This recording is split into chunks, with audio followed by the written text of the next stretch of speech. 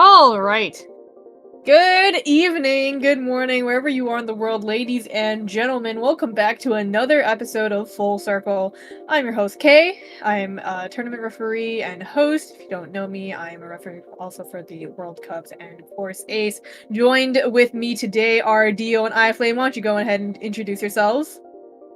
Hi, my name is Dio. I play League of Legends and Slay the Spire.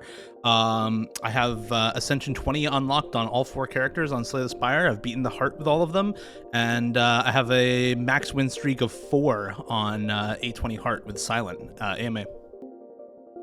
There you go. We'll have to save the AMA for a little bit. I'm iFlame, commentator for a couple tournaments, and I aspire to the Spire, but we've got a ways to go. And well, so we're just gonna be going on with three-digit World Cup that concluded last week. First of all, let me extend my congratulations to Team South Korea for their win. Really, really spectacular performance. But we're just gonna be going straight into it. The first match, which will be USA versus Brazil, that was played Saturday, excuse me, at 20 UTC, and that was a battle for sure. I don't think the United States had something to prove, and they proved it that day. Not to say that Brazil didn't do well themselves, but I kind of feel for Taquito because as far as I know, he had to play like 4 matches that day. Like he had Hippo Cup, and then he had 3 WC into like another 3 WC match, if I remember correctly. Not really sure if he had something to team, but that guy was a fucking trooper, might I say. Yeah, it was a lot of matches in a row. This match in particular was pretty solid from USA. They open up with a 4-0 lead before Brazil can get any points of their own. USA picking some of the, again, kind of more gimmicky stuff, picking tech, picking alt, picking hard rock precision as well, letting Bashiman carry on that. And then Brazil finally getting a point on speed before really the teams just start trading points back and forth. And, if you're up to a 4-0 lead and you're trading points back and forth, you're going to win. Yeah, it went, I think, more or less as most people expected. Brazil did get a couple points, but the USA just have too much depth on their roster. There were some really impressive scores, but I actually don't think the US performed amazingly against Brazil, even with the scores they did have. I mean, it's kind of jumping ahead a little bit, but if you compare it to some of the scores they got in their next match against South Korea, they did significantly worse against Brazil on quite a few of them. So maybe Brazil could have taken a few more points, but I think it's a pretty big mismatch. I think a lot of us weren't even expecting Brazil to make it to the top three. So it was a good effort by them to even get 3 points against the US. It Yeah, I was a think really overall good. Brazil did. Oh yeah, Oh, go oh ahead. yeah, go go go go go. Oh yeah, I was just gonna say I think it was a really impressive performance by Corey and Maluko as well, who absolutely popped off for Brazil. Was kind of their shining star, got them a few points, and I think was second individual overall, which was the only Brazilian player in the top 7 or 8 players. Yeah, Korean did super well. He top scored Nomad 2, getting 900k, and then top scored Hard Rock 1 as well, getting like 660. Super, super good performance from him. It's kind of unlucky that he just, like the rest of the team couldn't really catch up because, as you can see, like the rest of Brazil kind of faltered because Nissan ended up being number 12 on performance scores behind almost everybody on South Korea, save for Allegrisimo. And from the United States, Tallulah. Granted, they had played more matches, so it might have an effect on the performance score calculation. But overall, like Korea and Malago beating out the entirety of the United States team, despite having played only 1 match for grand finals, really shows what kind of player he is and how much he can bring to the table. Yeah, So, Korean's you the know, GOAT. That super, guy's, super good. that guy's good. Dio, yeah. Talk about Korean. I know you want to show the man. I mean, I don't know, like one of very few players even here to qualify for roundtable qualifying tournament last year. Like one of very few to qualify for MGC last year. Like the guy's pretty good. Guy's pretty good. A little bit. Unfortunately, the team overall for the USA was better. You can see here on this free mod, and then again on Faithful with the Boshiman Easy FC. A lot of these team scores are just really, really good for the United States. And unfortunately for Maluco and the rest of Brazil, that meant that even in spite of some pretty solid scores like the one here on the Hard Rock 1, it's just not going to be enough against the full team power from USA. Yeah, I mean, we kind of expected this last week when we predicted who was going to win this match going to grand finals, and our predictions were kind of true. I think the vast majority of us predicted 7-3, 7-4 the scoreline, but yeah, congratulations to Brazil though. They got third place, and then the United States, of course, moved on to the grand finals match against South Korea. That was at, I believe, Sunday, 3 UTC, so it's pretty late for the Americans, a little in the morning for South Korea. South Korea opened up with 3 points, 2 break points against the United States. So early 3-0 lead, and then United States fires back with 3 points in a row of their own with, of course, 2 break points against South Korea, and then they, tie it up 3-3. And that's where it kind of gets interesting because the United States picked free mod 1, South Korea won the break point, and then they went back and forth basically until South Korea won the match 7-5. It was really unlucky, in my opinion, that we didn't get to see the tiebreaker, but from the show mesh that actually happened, it's pretty telling that South Korea would have won had they gone to tiebreaker, in my opinion. Yeah. This was a really tough match for USA one way or another.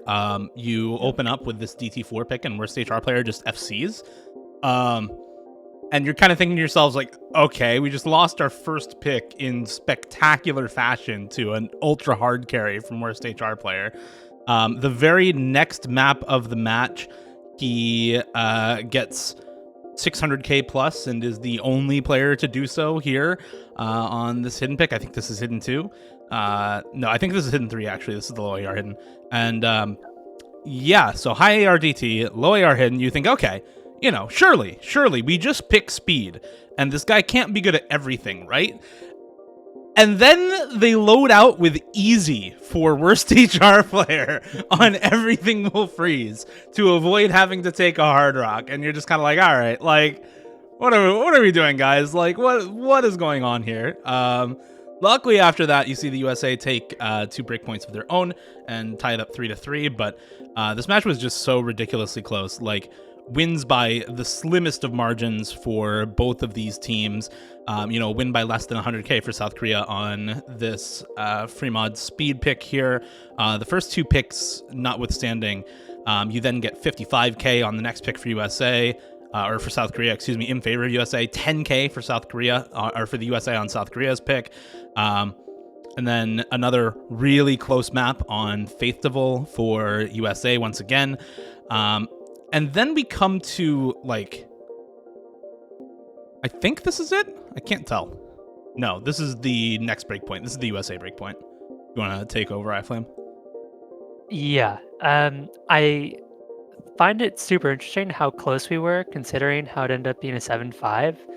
We were incredibly close to just having it be a South Korea sweep, 7-0. You mentioned South Korea taking the first 2 points, and then the USA came back with 3 of their own. But those 3, like you said, Dio, 40k points, 50k points, 10k points, all in favor of the US, and then South Korea won the next 2.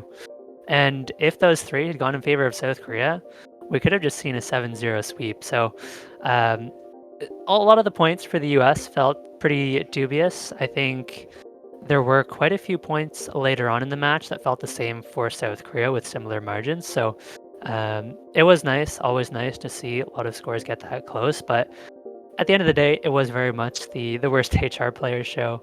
Was absolutely carrying quite a few maps. You look at the individual performance, was first overall by a ton. USA were 3-6 before the next South Korean player, but it just didn't matter. The gap was too big. The supporting players on South Korea were not too far behind. Fragrance of Page looked really, really good for South Korea. Someone who hasn't necessarily been one of the more notable supporting players so far. I think so far in the tournament, you looked at players like Amamiya Kokoro and Jang Woo-young for the most part, right, as the supporters for worst HR player. But this time around, and even a few other stages of the tournament, Fragrance of Page has looked really good and might be a player to watch out for later on in the year on some of these South Korean teams. And even looking towards something like OWC, might be a player that has a chance to qualify for that roster. Yeah, I just want to emphasize again how close this match was. South Korea wins the pick on screen by 1,200 points, and if that goes the other way, we go to tiebreaker. If one of the other South Korea points, like everything will freeze, goes the way of USA instead, if the gambit does not work out on easy for worst HR player, then USA might just win earlier in the match, go 7-5 themselves, and we don't even get to see South Korea win this tournament. We go to bracket reset. It was on a knife's edge basically the entire time. South Korea does win this map, and then they end up losing to USA on this DT pick. And after this, it's a trade of points back and forth over and over again, and South Korea does end up taking it. But yeah, this was one of the closest matches I've seen in a while. This match does end off again with another very close map. This Nomad 1 pick right here for South Korea was their last pick, I believe, and they do win this by 50k, only 50k, off the back of yet another carry performance by worst HR player, 830k, versus the best score from USA on Razorfruit at 710k is entirely the margin of difference there. And, you know, as we've said, you talk about them a lot, but is there ever really talking about them enough? Worst HR players carrying so many of these maps for South Korea. There are a lot of other good performances. You shouted out Fragrance of Page, did top score Justice Monster, had some other good performances as well, but and especially on the hidden one from the Ryusei Aika map. But so many of these maps are just the worst HR player top score, and there's not really anything that anyone else on the roster can compete with there. It was really big. Go Ahead. Go ahead. Okay, now I was just gonna say it was really big that the US improved their scores on both DT1 and DT2 by about 500k each from their Brazil match to beat South Korea just barely on each of those picks. They did perform a little bit worse on DT4, but it was nice overall to see them performing a lot better on some of those DT picks. Yeah, I believe on this Fremont 1, where the United States lost basically due to a spin to win, Takedo matched the worst HR player on the hidden. Takedo actually scored above worst HR player by about 2,000 points, but you know the difference really was the spin to win at the end, which is kind of unfortunate. Razorfruit went Nomad, Takedo went Hard Rock. South Korea actually overmodded by taking 2 hiddens and 1 hard rock, and Jang Woo-young got 636k, Amamiya Kokoro got 500, and if had that gone the other way, had the overmod not gone in their favor ever so slightly, despite the spin to win at the end, I can't imagine how that grand finals would have turned out. But as we see in the MP, when Palace of Melancholia got played, despite it being a 6v6, it's very clear that South Korea would have won. I'm not really sure if the USA tried during that show match, granted that it was for funsies, but even just looking at the MP, like Amamiya Kokoro gets 400k, worst HR player and Doomsday fanboy to follow, just shy 300k, and the United States can only answer with Takedo on 372 and Kama on 335. To be fair, Decaton was taking hard rock on that, and he had 260k. So I feel like it could have been close. I would give Decaton like 370k on Palace of Melancholia Nomad. I would give him 370k. I would definitely give him a lot more than 260k on the hard rock. That's for sure.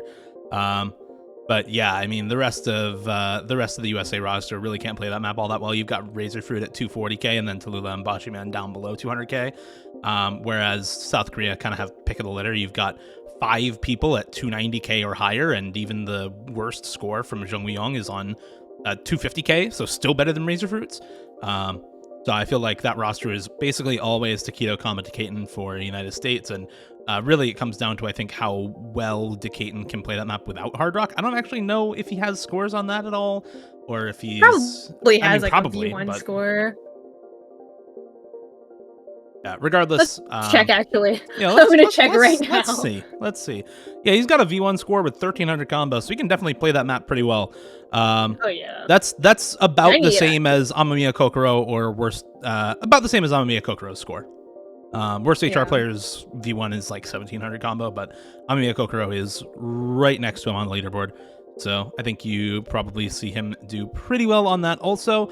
And to be fair, Taquito also has 1,800 combo with Hidden on that map. So I think you could definitely see that one go either way.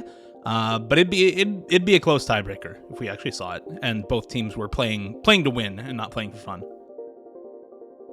Yeah, I mean, again, congratulations, South Korea. It's kind of like a very what if, and we can always scream about what ifs, but I think that they was just kind of there were just so many coin flip maps. It could have gone either way. It was kind of scary, and I believe you were casting that grand finals, right, Dio? I was casting that match. Neuro was casting that match. The Pro 365 was casting that match. Malula was casting that match. Weirin was casting that match. Who else was in the basement at some point? Thunderbird was casting that match. Who else was in the basement? Like, I don't know. We had I don't know how many people in the basement just all on the same mic casting that match. If you haven't watched that VOD yet, go watch that VOD. It's some funny casting. But yeah, it was something else. That was a very good match, a very close match, and everyone in that basement was losing their minds as we were casting in the grand finals. So yeah, congrats South Korea. And I think with that being said, we're going to be moving on to what we call a tournament retrospective. We're just going to look back at the tournament as a whole. And obviously we're gonna talk about like some of the best performing teams, and of course you can expect that we're gonna be talking about South Korea, the United States, Brazil, the Philippines. But before that, we're gonna be talking about predictions. So in case you didn't watch, 3-Digit World Cup did predictions on their own stream. We did not do this here on Full Circle, unlike how we did it for OWC. But we're gonna talk about results. So everybody basically, as far as I know, everybody basically predicted that South Korea, USA was going to beat first and second in some capacity, and that was basically right. The thing that actually made the difference, in my opinion, was Hong Kong, Ukraine. For like nobody chose Brazil as top 6. Yeah. I mean, I think the biggest thing, we were pretty open when discussing this about Brazil on the 3WC channel while we were doing these, is that Brazil has had a very similar roster in pretty much every previous year of 3-Digit World Cup. And this roster was only really potent in like 2020, and in the last 3 years before this, they haven't had the best of performances. They've been, kind of up and down in terms of motivation. There's been some years where Mouse Easy was on the roster, some years where Nissan was taking off. Like, there's been a lot of ups and downs for this roster. So I think the big difference this year, and the Brazilian players have talked about this as well, is that a lot of them were really, really motivated. Zubs, Defons, Korea Maluko were all in really good form. Nissan was motivated to play really well. Same for Nyash and Mistia, despite, not really being a part of the core roster. They were still motivated to practice a lot and to put up as good scores as they could every week. So that difference in motivation, I think, really helped Brazil this year. And this was a roster, we were talking about it on the broadcast in 3-Digit World Cup, where either we can see them win the entire tournament or get top 3, which they did, or we could see them go 0-2. And like, there's not much in between for that Brazilian roster. It all depends on, how much they will really want it. And they really wanted it this year, and they definitely have the skill cap to do it. But we just didn't know whether, which Brazil was going to show up. So that's why they're in B tier there. But definitely a roster that you need to watch out for if they are, really, really motivated and wanting it a lot. Yeah, to highlight your point, Dio, just how much that important that motivation is for certain teams like Brazil, who we know have the ability to do better. If you look at their performance last year with largely the same roster, they seeded 8th, lost to Italy 6-2 in the first round, and then lost in tiebreaker immediately after against the 16th seed in Ukraine. and just dropped out of the tournament without winning a single match. And so this year, it was great to see the roster as a whole stepped up, right? Like you said, it wasn't any one player dragging the team to third. It was a good team performance. Some weeks we had Nissan popping off. In grand finals, even though they lost, it was Corey and Maluka who popped off. We had Defons play really well some of the earlier stages. It just felt like a good team effort. You could really tell the whole team was motivated, and it's a team that has a very high skill cap when they want to. Just always the question of motivation. And this year it was here, and it was a nice surprise. Even though my predictions, I didn't do predictions on stream, I would have had Brazil in about the same place. So it was nice to see them go farther than anyone I think expected. I think the other big surprise here for us would be Russia. Russia is a team that Yeah. all four of us predicted to be top 6, and they went 0-2. qualified and went 0-2. Yeah. So that team definitely had it rough this year. On the flip side of that, teams like Indonesia and Chile. Chile, we didn't even predict to qualify. I think a lot of us had them qualifying when we were doing, the Hopium predictions. But when we had to cut it down to 16, we inevitably moved Chile down to DNQ. Chile ended up actually eliminating Russia. So that is a team that we had in That was DNQ, crazy. eliminating a team that we predicted top 6 at the start of the tournament. So big ups to Chile, big shouts to them, because they did a really solid job in that. And then I think most of the rest of this is relatively accurate. We had OS, so Australia and Oceania, just not qualify at all. That's another big surprise, unfortunately for them. And then same for a lot of us had Japan not qualifying. I think it was just Chile Repair who had them as qualifying. Again, Indonesia, a team that some of us had just not qualifying at all. Some of us had qualifying but not going far, maybe going 0-2. Made it into, what was it, top 12, I think? No, top 8 for Indonesia this year. Yeah. So really, really solid overall run for them. I don't think any of us had them in top 8 with a 4-player roster. So awesome stuff from them. Yeah, I definitely didn't have Russia as high as any of the predictors. I feel like I would have put them B tier, but even then, right? You don't expect them to go out as early as they Not did. 0-2. No, Yeah, not definitely 0-2, not 0-2. not even close. The one that to me, I think I had Germany a little bit higher than mostly. I had Germany around where Chile had them. And so it was pretty surprising to me to see them go out to Ukraine, who was obviously very impressive. But I was expecting Germany to at least make top 6, which they didn't quite make. So, with players like Kriller and Akarinya, I think that's a team that has a very high skill cap, but not sure how motivated they were. Especially looking at the individual performances. So that was one that was surprising to me personally, but maybe not a lot of the other casters and predictors who did have them in that kind of top 8, top 12 range initially. Okay, The thing is, any big surprises for you also? Not gonna lie, I didn't expect, I put Indonesia a little bit higher. Yeah, we talked about the 4-man roster, and yeah, we doubted them week after week, but I kind of knowing Skydiver and Dito and having seen them in the past, I probably would have placed Indonesia mainly in the B tier. And I'm pretty sure that's where they went out. They went Yep, out top 8. right, but yeah, top 8. So I would have put them probably into that. I think that something else that surprised me was I definitely expected Chile to kind of go 0-2. I love Chile and I'm really close to a lot of the Chileans, but with their roster struggles this year, I kind of expected them to lose to higher or quote unquote beefier teams like Russia. And then the thing that it's just so sad because in OWC, Russia is notorious for going out in semifinals, right? They make it to semifinals, they do really, really great until then, and they just get knocked out. And then they went 0-2 on tiebreaker. So first it was to Sweden, because Skilla is the GOAT on Yep. tiebreakers, he FC'd. And then they lost to Chile, again on a tiebreaker, because, who was it? Yukari Smug FC'd the tiebreaker. So that's twice. I honestly wish them the best next year, because going out 0-2 on tiebreaker, especially rough. because one player FC'd. Like that's just come on, man. Like what are you supposed to do? I would have put Brazil higher. Like if I was on this prediction stream, I would have put Brazil top 6. You always shield Korea and Maluko for as long as I can remember on every prediction stream. So I'm just like, yep, I have faith. That's true, and but one man a team does not make. true. So.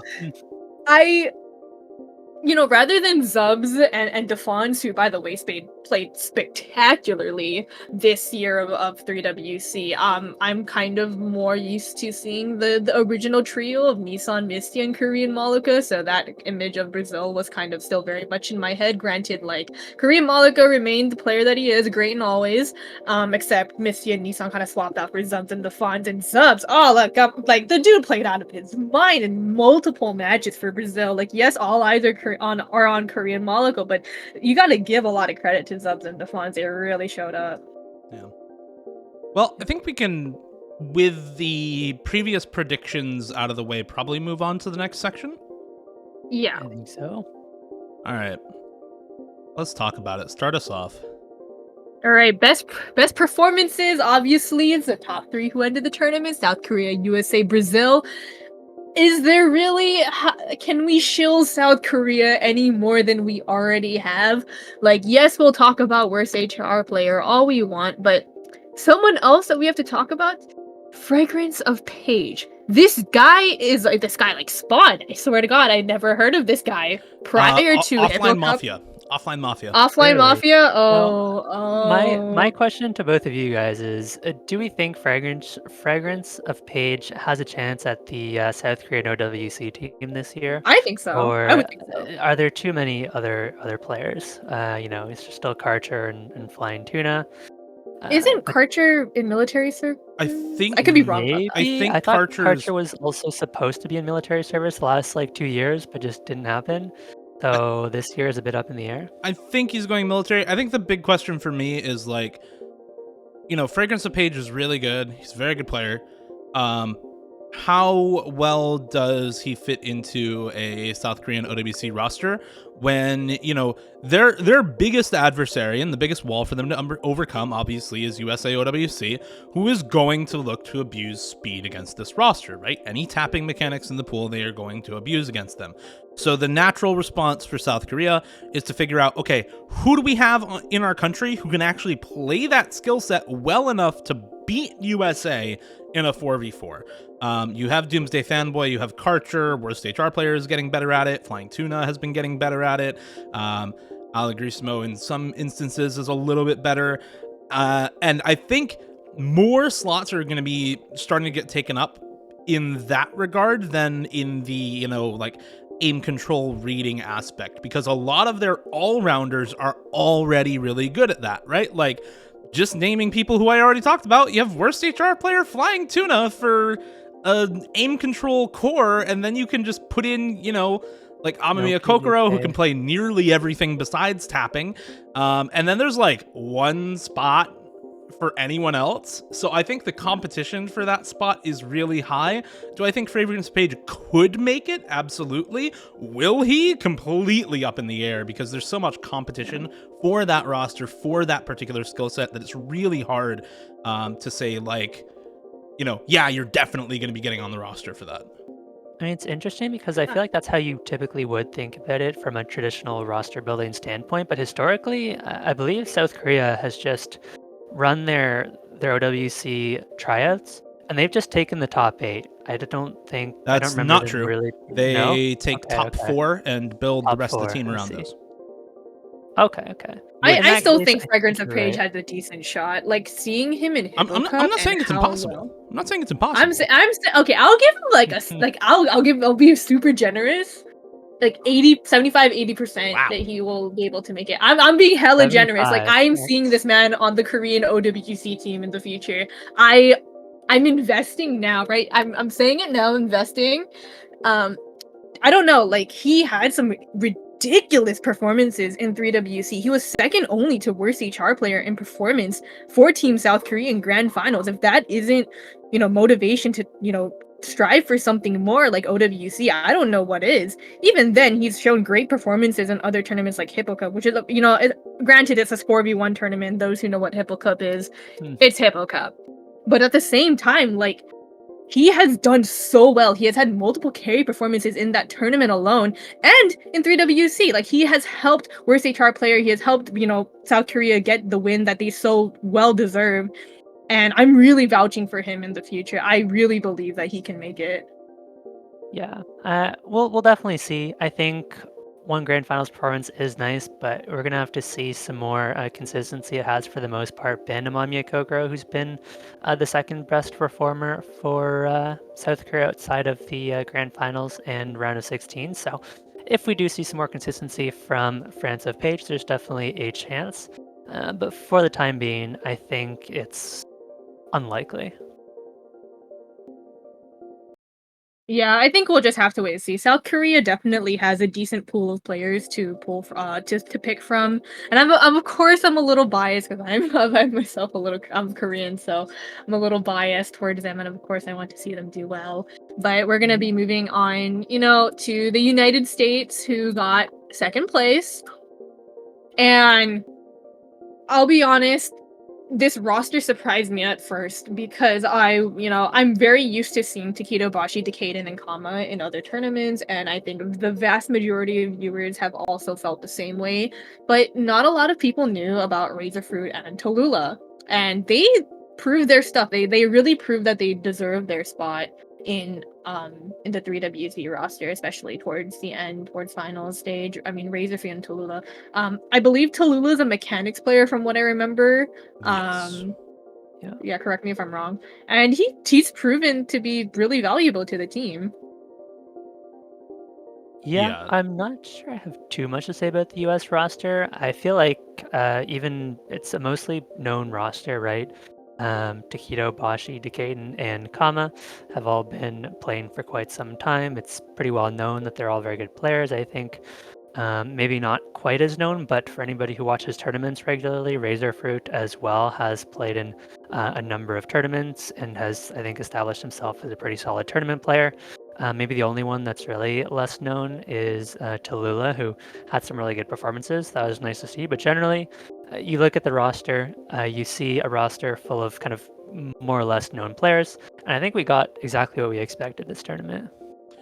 Yeah. I think both of these players had really good showing in finals and were, to some extent able to do pretty well in grand finals as well, especially Razorfruit in grand finals. I think looked really, really good. Razorfruit played 11 maps out of 12 in grand finals, 11 maps throughout the weekend in grand finals. Had some very, very good scores on, for example, the Nomad 1. Again, 710k on that. Unfortunately, not enough to beat worst HR player, but really, really solid anyway. And then had some other really solid scores on some of the other maps. Like Razorfruit still played Everything Will Freeze, in addition to Tallulah, for the United States against South Korea. Did have some, like 600k on the Nomad 2 versus Brazil, was part of their winning roster there. Had two okay scores on the Hidden 1. Struggled on some maps, but did pretty well. And I think kind of echoed the finals performance where he was number 2 on the Hidden 3, only behind worst HR player on that map, as well as having a pretty good score on the Fremod 3 in finals weekend. 500k on Nomad on that map is pretty good. I think for Tallulah, you have the Hard Rock FC on the Fool to look back at, the only FC on the map on the weekend in finals, and FC's it with Hard Rock. That's an awesome score. Really, really solid stuff from him, and had been really good on tapping mechanics throughout the rest of the tournament as well, like 680k on DT2 in finals. I think for Tallulah, less of a impactful performance in grand finals, but that's kind of what you expect when the pools get that hard, is for that core roster of the best to take over for the United States. And that's really what happened, right? You've got Takedo, Kama, Decaden going in for the vast majority of maps for the roster in grand finals weekend. So I think, by the time you hit grand finals, those players' job is way harder. And so Razor Fruit Tallulah, I think, can look back on still a very good tournament overall.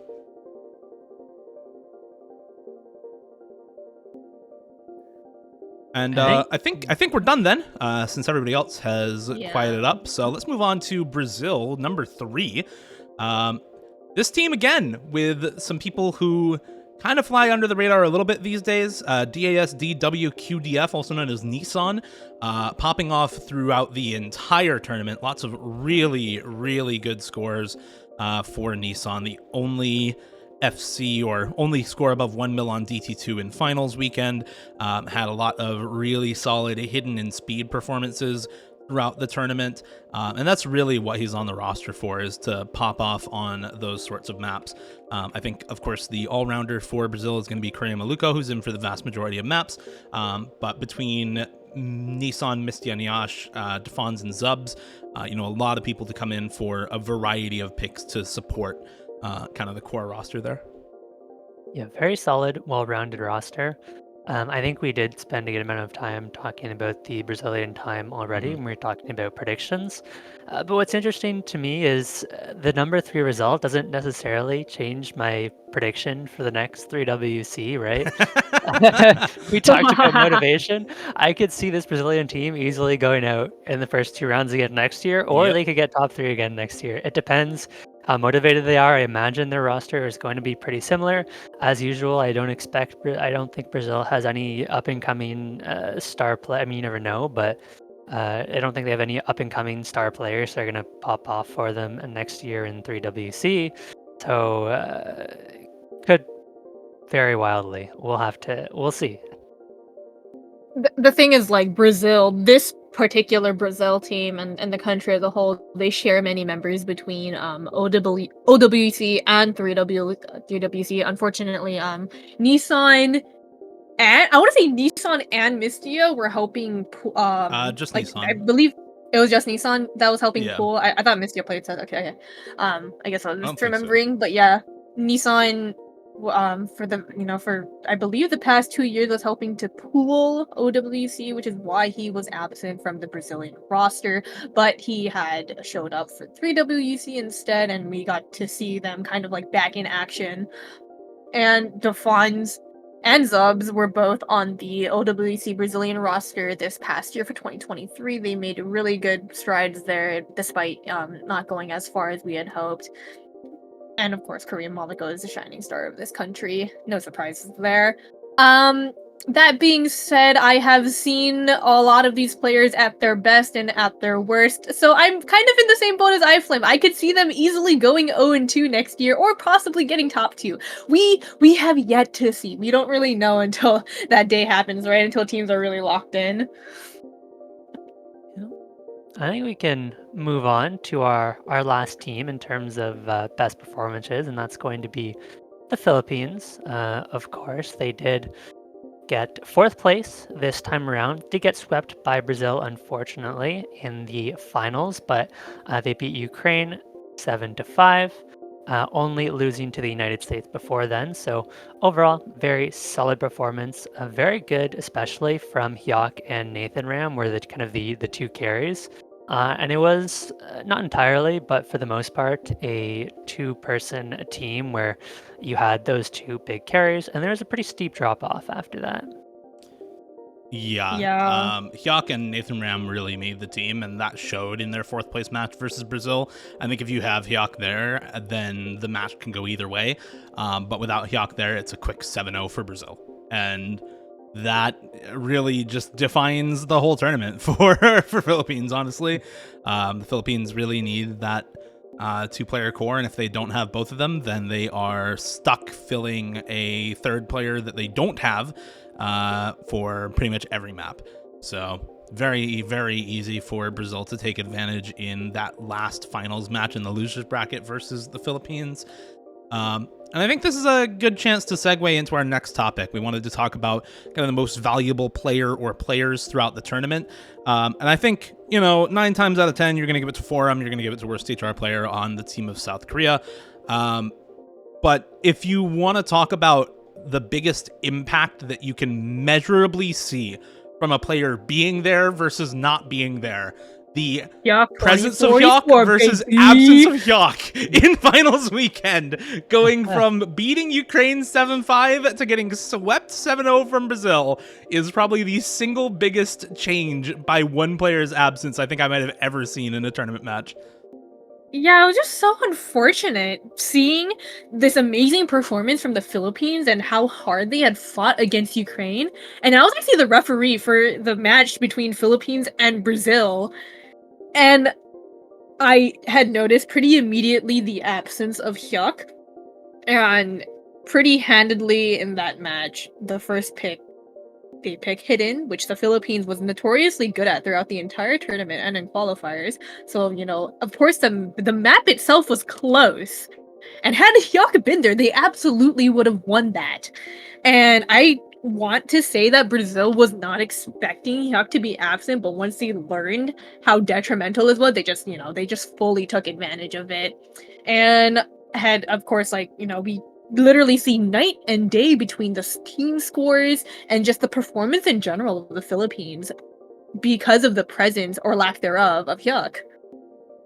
Yeah, I think there's usually two ways to look at MVP, right? The first of which is just the best player, which inarguably was Forum or Worst HR player. But in terms of most valuable to the team, I think Hyok makes a very strong case. You guys have already talked about Hyok, but I think Dench makes a strong case as well, who I believe we'll talk about a little bit more in the next segments. I won't spend too long on him. But it's interesting this year because there are a lot of players or a lot of teams that were very top heavy in terms of roster construction. But there were so many, such as Chile and even Philippines, that had two big carries instead of just one person carrying the roster. That makes it a lot harder to find a singular MVP on those teams, right? You look at Philippines, they had Nathan Ram and Hyok, who were both pretty comparable. I mean, obviously, I think Hyok was a little bit stronger overall, but I think Nathan Ram has been a little bit underrated, has looked very, very good, and even outperformed Hyok in a few weekends. Number 4, I think, in quarterfinals. So even players like Dench, you could make an argument for a case like Kriller.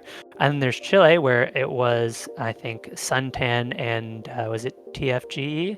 Was Suntan, the Gonza Suntan and mostly. Gonza, yes.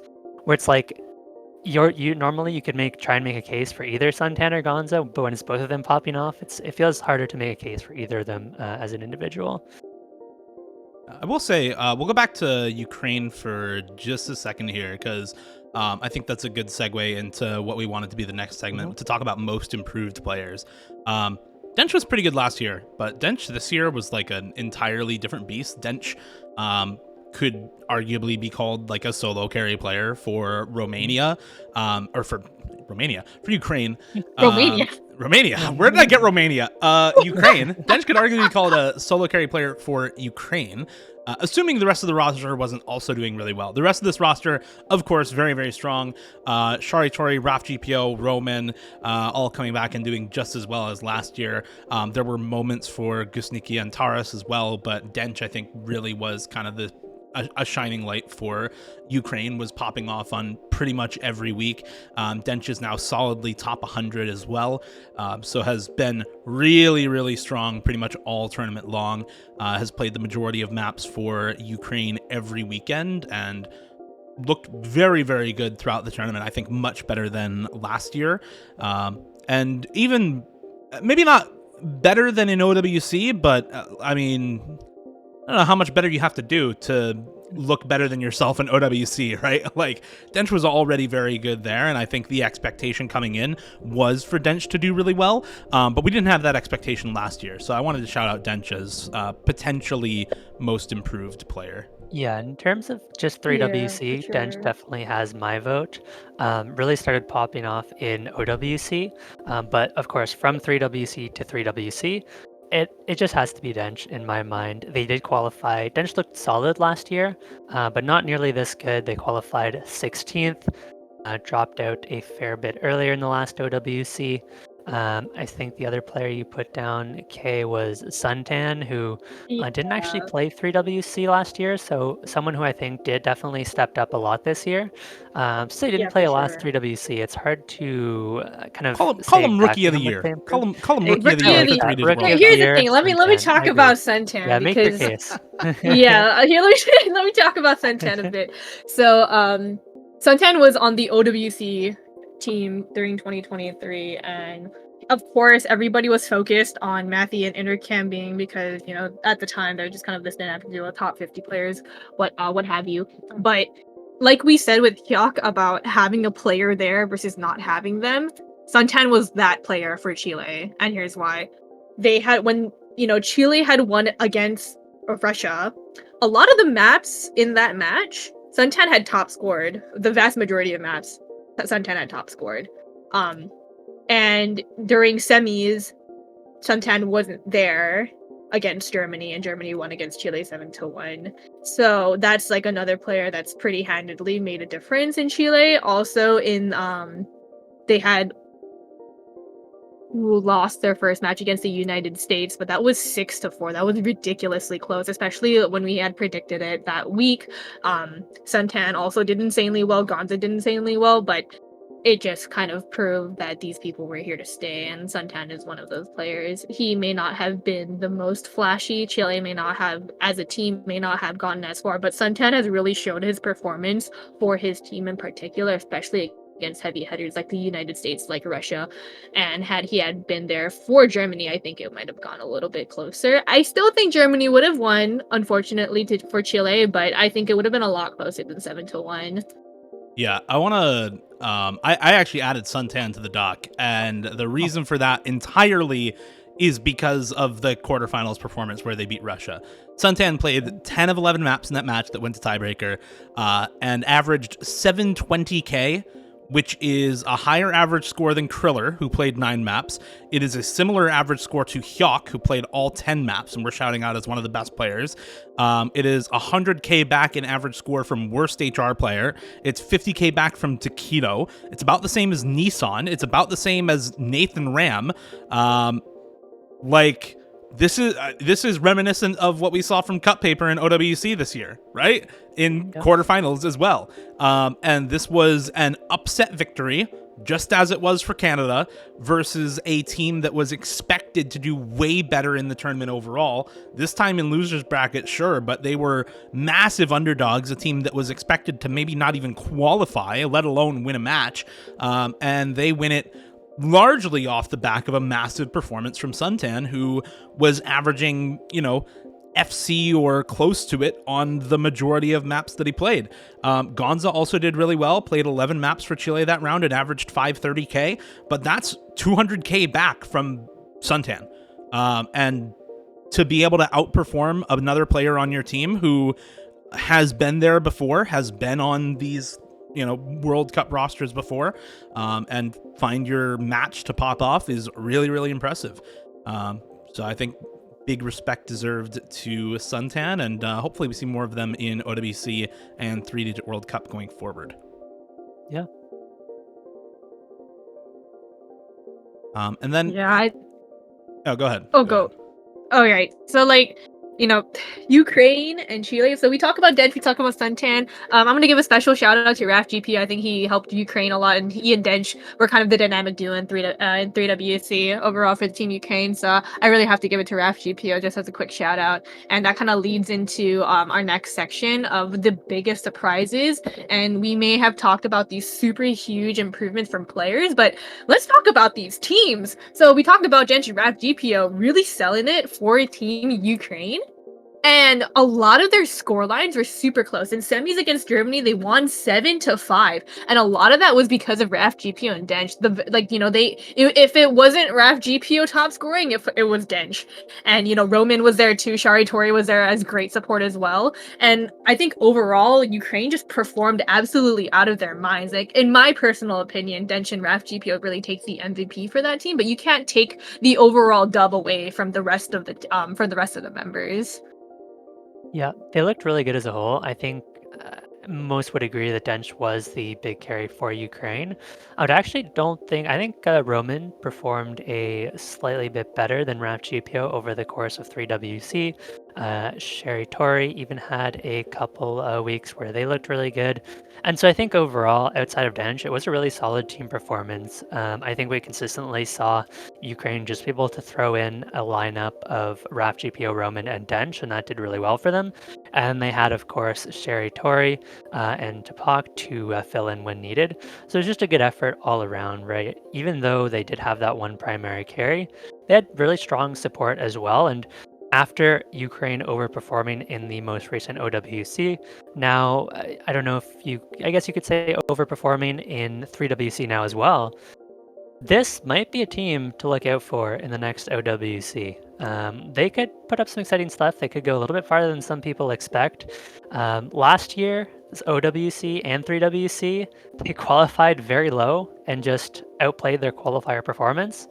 This year, they've actually qualified a bit higher and outplayed that as well. So we'll see if they can. I want to see if they can qualify a bit higher in this year's OWC because I think they can definitely do better than a 32nd seed, right? Yeah, and I think with, again, the skill cap improvement for a lot of these members on Team Ukraine, again, Dench being now solidly 2-digit, solidly top 100, rather than, muddling about in 3-digit like a lot of players tend to do for a long time, making that stride and improving a lot. I think they're going to be far better off, even more so than they already were on a lot of the mechanics picks. And with the improvement of the rest of the roster, I think a lot of what determines how good a team can be is how much motivation there is for the kind of bottom players on a roster to improve, right? If your best players on your roster are doing really, really well, that might motivate some of the other players on your team to grind and improve for tournaments and improve for OWC later on in the year, or just to improve their ranking overall, to be able to participate on a team that is going to do well, that has a solid core of players. So I think it's the same with Australia, right? The improvement of Emrek and the improvement that he has shown motivated a lot of Australian players to either come back or to improve a lot. And we saw Australia get 3rd place this year in OWC. I think it's a very similar case for Ukraine on a smaller scale, where they have a lot of core players improving a lot and doing a lot better recently. And so I think a lot of the rest of the players in that country will want to step up to bat also. Yep. And one kind of asterisk I want to add before we move on to the next team, as we're discussing how this 3WC might affect a team's OWC performance, is that, grinding definitely helps improvement, but improvement is not linear, right? So it's really interesting. You could have people not improve much at all for 2 years and have some big jump in skill. Yep. Not obvious why that happens, but it does. So OWC is still 7 months away, and so this is what we can assume based on performances from 3WC, but we could have some unknown Ukrainian player absolutely pop off. We could see Ukraine stagnate completely, and they don't improve, and they get top 16 again in OWC, So it's always interesting to see where they are now and the rate of improvement and where we expect them to be when it comes to OWC. But at the end of the day, there's a long time between now and OWC. So I expect things will be very, very different around that time. Yeah, I think, there's still plenty of time to predict this, and there's still plenty of time to see what surprises might be in store. It is still very, very early into the year, and like you said, OWC is 7-8 months away. Who are we to worry about what happens in the future as of this moment? Some other team, like, we love talking about Ukraine, we love talking about Chile, but let's talk about Indonesia, because we voted. Okay, some of us. Okay, I know I did. I voted against them so many weeks because of the fact that they were a 4-man roster. I think I had them beating Sweden in semifinals. I don't remember what I predicted for quarterfinals with Indonesia versus Poland. I don't remember. I think the whole panel voted against Indonesia both times. Yeah, and they managed to beat both Poland and Sweden back to back. I had Indonesia losing to Sweden because I had faith that Skilla the goat would pop off and he would have enough support. But despite having a 4-man roster, they made it so far into the tournament, and I really have to commend. Like I would gladly eat my words on stream right now because of the fact that they were able to prove us wrong. Really huge congrats to them despite having a 4-man roster. Because realistically speaking, because of the fact that it's a 3v3.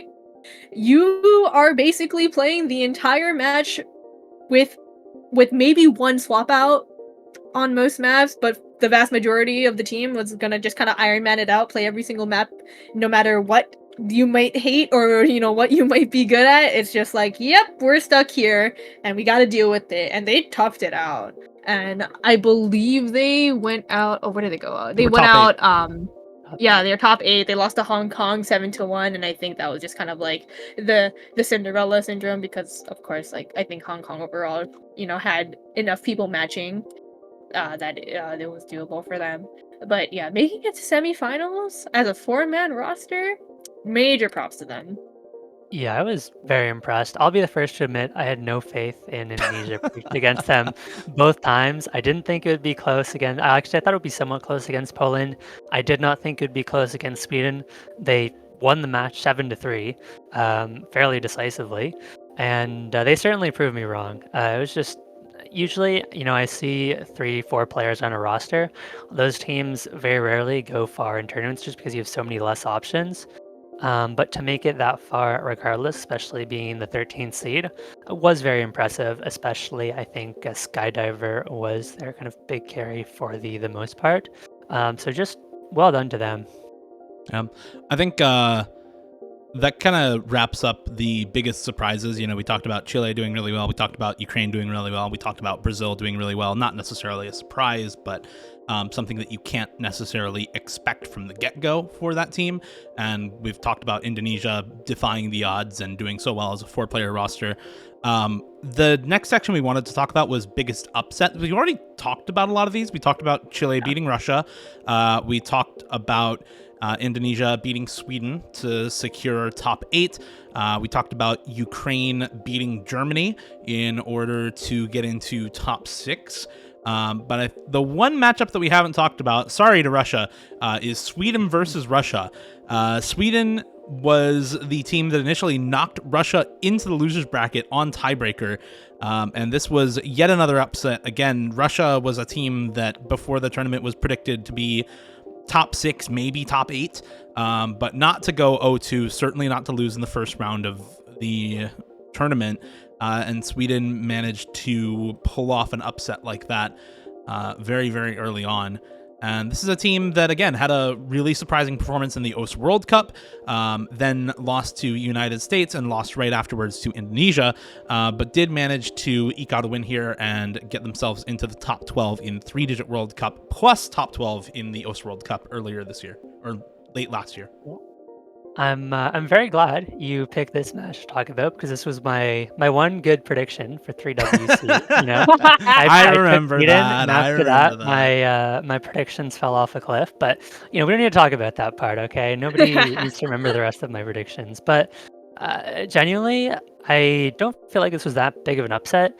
Just looking at the rosters on paper, in my mind at least, thinking about this match, I thought Skilla was based on previous OWC performance and based on current form. I thought Skilla was kind of one of the highest skill cap players between the two teams, and I also felt like Russia was just way over indexed into speed. It felt like they had like an absurd speed roster for just speed and DT.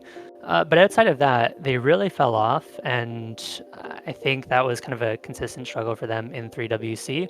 So this one wasn't actually too surprising to me. I was more surprised. I was less surprised with Sweden beating Russia, and I was more surprised that Sweden didn't go farther in the tournament, losing to Indonesia. But yeah, this match in and of itself, I didn't think was crazy surprising, but it was a close one. It very easily could have gone the other way. Yeah, I think a lot of the players on Russia, I will pull up their roster, but I think a lot of the players on Russia kind of get somewhat hindsighted into being mechanics players or into being players that don't necessarily play a lot of things that they're actually very good at. Some of the players like Scroll, for example, is really, really good on alt maps, not necessarily on the sorts of mechanics picks that you usually expect Russian players to be really good on. They had Sigi here, who I think had a pretty bad tournament, honestly. Did not look as good as I expected them to. I do think players like Handsome Me, Din, and Suzuha are all really, really strong on the mechanics in particular. But if you're looking at like Disuk, Sigi, and Scroll, and to some extent Handsome Me also a better gimmick player than not. I think there are a lot of places where they could have done a lot better and where they were able to excel in comparison to Sweden in that match. For example, the free mod 1, like alt tech, they were able to beat Sweden. And that's not necessarily a place where you expect them to do better. Same with the anti-mod free mod. They had better scores overall on the anti-mod, not even taking double hard rock, just going hard rock, no mod and hidden on that, and still able to beat them out. But yeah, overall, I mean, their two best performances were on DT1, DT2 that weekend, and well, that's kind of what you expect from this roster on paper. And as you said, I think, the player is not well spec'd enough into kind of other types of consistency, especially when you have Skilla FCing the tiebreaker for Sweden. Yeah, I think that Russia kind of suffered from. I think Russia's team overall is super high in skill cap, not so much in skill floor. You look at the Russian roster, and Din, Dasuk, and Scroll are absolutely incredible at highest for maps. There's no doubt about it in my mind. But when you look at how they performed early on, it's clear that, teams like Sweden, teams like Chile, who were kind of more consistent on a lower skill floor, really, gave them a run for their money. And I think that's what happened overall for Team Russia. It's really unfortunate in the end either way. And even then, I think Dasuk was missing for Russia's match against Chile. So it's more what ifs, right, for the tournament. Again, it's really, really unlucky. And hopefully things turn out better for Team Russia next year, or even during OWC. Yeah. Last thing I'll add to the kind of Russia discussion is that I'm definitely less familiar with a lot of the players on the Russian team than I was with players on the other teams. So I knew they were very well known for their speed ability, didn't really know their skill sets outside of that. So I imagine that's a big part of the reason I had them lower rated than everyone else, is that I just was not super familiar with their other skill sets. So I'm sure I was underrating them a bit as well, and they could have very easily. I mean, it was two tiebreakers, right? They lost on, so they very easily could have won either one of those tiebreakers, and that could have changed the outlook on the tournament drastically, right? Like, let's say they beat Sweden. Sure, they probably lose to the US, but then maybe they beat Indonesia. Who knows? It's hard to say. A lot of what ifs again. But yeah, unfortunate performance for them. I think we're gonna be moving on into so we're gonna talk about Indonesia a lot over Sweden. Germany kind of, in my opinion, was really underwhelming this year overall. I think that's kind of how it was for a lot of us. Germany just was kind of really underwhelming. Yeah, we have Kriller as a star player, but I kind of expected Shark and Fled to play a little better from what I know of them as players. I've always regarded them as fairly good tournament players, and even Ocarina and who, he name changed, but it's Serbia Trucker 13, aka Running Sunny. So I don't know. I don't know what happened with Germany this year. Yeah, I know Ocarina was absolutely, or Tim Kackner, for those of you who aren't aware of the name change, absolutely popped off last year in OWC, or sorry, pre-WC, not OWC, and I think was my personal rookie MVP for 3WC last year. So I was really hoping to see a lot more from Ocarina this year to see if he continue that kind of level of improvement, but it wasn't the case, and so they'd go out earlier than I expected. Yeah, I think I think a lot of this again has to do with like skill floor versus skill cap conversations. You have Kriller, who's a really, really consistent tournament player, but a lot of the rest of this team just is not really known for being super consistent in tournament, or having that skill floor, so to speak. And I feel like a lot of the problems for Germany stemmed from that. You had, the early win against Poland, sure, you're expected to win that matchup. Okay, you lose to Brazil, they ended up being top 3, sure. Excusable loss there. And then you're in semifinals up against Chile and Ukraine. And the match versus Chile goes very well, but against Ukraine, you're getting beat out on picks where, maybe you shouldn't be. There's a lot of... It's a hard match to win, right? Ukraine started out 2-0 up. Germany lost on speed and then lost on hidden reading, I think. And then Ukraine wins on speed again, so that's a 3-0 start for Ukraine.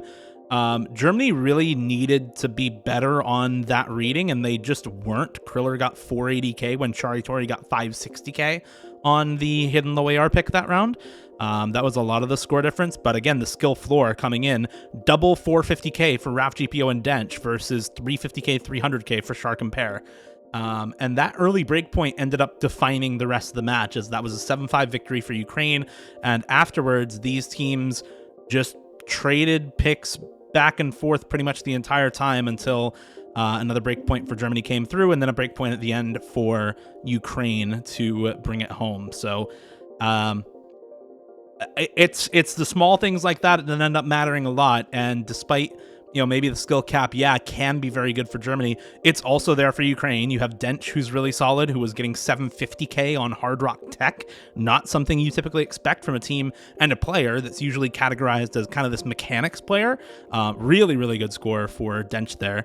And then same for like Raf GPO and Roman, getting 800k and 750k on hidden alt, both outscoring Kriller. So not only on some picks is the skill floor not there, but this expectation of really high skill ceiling for Germany just wasn't converted on.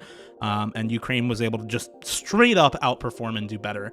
So I think, unfortunately for Germany, I think a lot of the pieces just not coming together the way that they would have wanted in this tournament, in comparison to some of the other teams who looked really, really good through 3WC. Yep, I think we've covered all the upsets. So each of us is going to pick their favorite moment or most memorable moment from 3WC. And I'll let Kay go first for this one. I have a special spot in my heart for Team South Korea. And I always have, and I always will have a soft spot for Team South Korea. And yes, they won Grand Finals, but I'm not here to talk about Grand Finals. I'm here to talk about finals. I'm here to talk about Forum 700k, right? That was unreal, because it's not even like the United States played bad. I just feel really bad. Like, the United States played pretty decently. Like, the United States played pretty fucking well. Takedo got 450k on TB. Like, give that man some credit. It's just really unlucky that our HR player does things and he got 700k. It's unlucky. It is what it is. I apologize, but that to me was a really memorable moment, because it just shows how dominating he can really be. So that's my favorite moment. I love Team South Korea. Well, Theo? Well, that was going to be mine. I put that on the dock earlier, expecting to talk about that. So I got to pick one on the fly here. But if I can't go with that, I apologize. My shit got stolen last second. What the hell? We can have the same favorite moment. Like, why not? I mean, that was pretty sick. That was pretty sick, honestly. If I can't pick that, I think I'm probably going with the. I'm trying to decide whether I want to talk about Canada winning one match in 3-digit World Cup or the FC from Yukari Smug on tiebreaker. We've already shouted out Chile enough. Let's go Canada. We won a match. Let's go Canada. We won a match. Yeah, we won a match. The two Canadians shield Canada. We won a match in 3-digit World Cup. Let's go, boys. Let's go. Did they qualify? Listen, I've tried not to talk about Canada this episode, because that was a pretty disappointing performance overall. But like, they won a match. They won a match. They won a match. Let's go. They won a match. Yeah. Good we moments. got some. Pikapone, Too Slow, looking pretty good. Too Slow especially. My boy Marwin, shout him out. Like, he's looking pretty good recently in tournaments. Let's go Marwin. That guy's looking pretty solid. Well, I guess in that case, I'm going to take the first round, Sweden versus Rella, Skilla tiebreaker full combo. Sweden with a upset on Russia. Skilla, of course, with the full combo. That was very fun to watch. Big fan of the Swedish roster, and I think Skilla can look good in the OWC, continues to look great in 3WC, and can't wait to see what they can do in OWC. So that was my personal favorite. We've already talked about this a little bit, but I think, as we talk about implications for OWC and 3-Digit World Cup, I don't think a ton changes at the very top. I think the absence of Australia from this tournament doesn't change the fact that they got third last year. They're going to be a very strong team again. I think Philippines, again, not much has changed for them based on the OS World Cup to here. They got fourth in both, and I don't see them doing much better in either unless they fix the roster issues that have plagued their country for the last year of World Cup tournaments. As for Brazil, unless Nissan drops the map pooling, I think not much changes for them either. There's a lot of stronger players in the OS World Cup than in 3-Digit World Cup, and it becomes harder and harder to do better there. We've talked about Ukraine a little bit. I think they're now a country to watch out for in the OS World Cup, in 4-Digit World Cup, and in 3-Digit World Cup. We haven't talked a lot about Hong Kong. Hong Kong was absent from our discussion a lot, I think, because they were second last year, and so the performance this year of top 6 is an underperformance from them. But Hong Kong, last OWC and this 3-Digit World Cup, I believe, was missing Suwagi. Yeah. So I think the big thing for me is, do we see Suwagi come back for Hong Kong? Suwagi did play 3-Digit World Cup, but didn't play OWC. I think the big thing is, do we see Suwagi come back? Do we see MCY4 also there? And can they make good on a core roster again for OWC? Because they have some very, very good players like Shion, also known as Shiraha Yuki, on that team. F2X has been looking a lot better. Obviously, Hibiki also pretty good. So I think, if they can make a really good core roster for that team, I think they can do much better in OWC this year. Yep, I think, like you said, in OWC, they're missing Suwagi. In 3WC, they're missing MCY4. If they have both of them, they can definitely go far in OWC, but that's the big question mark. I think, as a whole, 3WC doesn't have huge implications on OWC just because, for a lot of the top teams especially, their players do not qualify for 3WC, so what you tend to see here is a lot of the supporting players, and I don't think we've seen, outside of Ukraine, any crazy big improvements from any of the supporting players over what we've seen in past OWCs. So again, there's a ton of time between now and OWC, but for the time being, I don't think these results change OWC all that much. I will say, as a last couple of things, shoutouts Indonesia and surprisingly Poland for OWC this upcoming year. Poland was, I think, top 8 last year because they faced USA in losers bracket. But Poland this year had some good up-and-comers like Shedis in 3-Digit World Cup, who I think could be really solid additions to their OS World Cup team. So I'm on the lookout for them throughout the year in other tournaments. And then, of course, for Indonesia, if you can get to top 8 in 3-Digit World Cup with a 4-player roster, I think that does say something about your overall strength as a country going into the OS World Cup, especially if we see some improvement in tournament from Lifeline in particular, who is that skill cap player for their roster. They could be another contender for top 6 in OWC, I think, because they did very well here, and if those members are here to stay and here to actually come back, then they can be very scary. I think that last year Ukraine, was seeded 32, and I love talking about Ukraine, but I'm really hoping that they seed a lot higher this year for OWC. I think that their core roster from JWC really showed their stuff, and Yes, the skill is different. Yes, OWC is a lot bigger, but I still have high hopes for Ukraine. I still have high hopes for Brazil, even if Nissan does pull again for OWC and they lose one of their players. I still have really, really high hopes. South Korea, USA, of course, those are the favorites going in, but a lot can change, and OWC is still a far way away. So let's just, when it happens, we will talk about it on Full Circle as we do. So yeah, any other words for OWC or 3WC 2025, friends? I think that's it regarding 3WC. Okay, what is next on Full Circle? What's going on? All right, so after 3WC, we're going to be taking a little bit of a hiatus because we're going to be prepping for Course Ace Closed. And if you guys don't know what Course Ace Closed is, that is our invitational 1v1. So we look at performances from 16 players over the course of the past year. Anyone who's really made a difference in tournaments or anyone who's kind of been up and coming, we're going to give them a shot to play in a 1v1.